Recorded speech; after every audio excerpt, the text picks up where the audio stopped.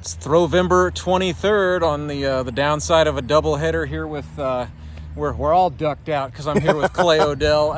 Not only are you a friend, Clay, but you're also one of my broadcast partners for GRBL games. Right. So it was good to actually throw the ball instead of watching other guys do it. I felt 100%. like. So turns out you zip it just fast enough for me. So what made you want to come out? Like, I know you probably saw. I know you're not a huge social media guy, but like you reached out to me and said like, hey, I want to get in on this Throwvember stuff. Well, I've seen a lot of guys doing it. I've seen Ethan doing it. I've seen my friend Travis doing it. And when I saw that you were doing it, I was like, how can we call games together and do all the grip and rip stuff together and I not have my game of catch with you? So that got me interested, and that's why I reached out. It was pretty overdue, so I'm glad we made it happen, and 100%. we had a beautiful day to do it.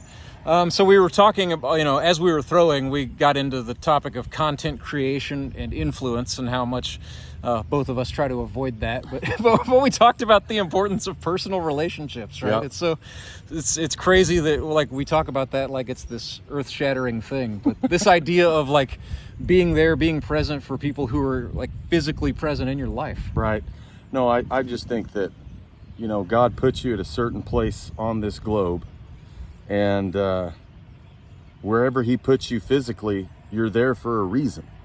And I personally just think that, God says, hey, love me with all your heart, mind, soul, and strength, and love your neighbor as yourself.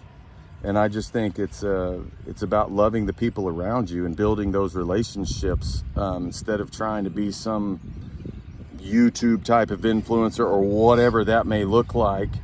Love the people who are right next to you. It's because it's kind of like, you can go to a really fancy restaurant, or you can go to, like the Grammys or the Oscars, and all these people have all this money, and then you walk outside and you see someone homeless. Well, if you're trying to influence the rest of the world, you got somebody right next to you who's genuinely hurting, or just needing a relationship, or needing a shoulder to cry on or lean on, or someone to listen. And it's like, hey, this is where I am at. This is where God's put me physically, and I'm just going to love the people around me.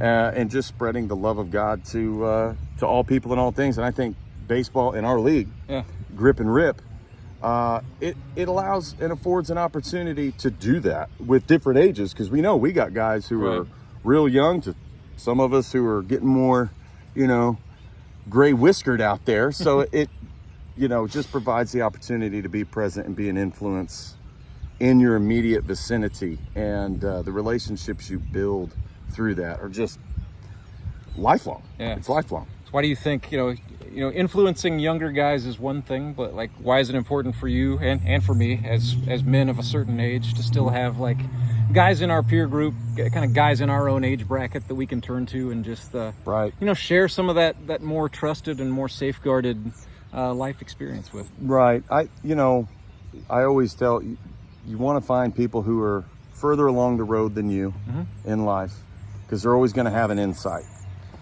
You have people who are younger than you, so you can take the insight you've learned and hand it down to them to help them be able to have an opportunity to get a little farther or be a little bit more successful in their life, as opposed to where you were at when you were that age.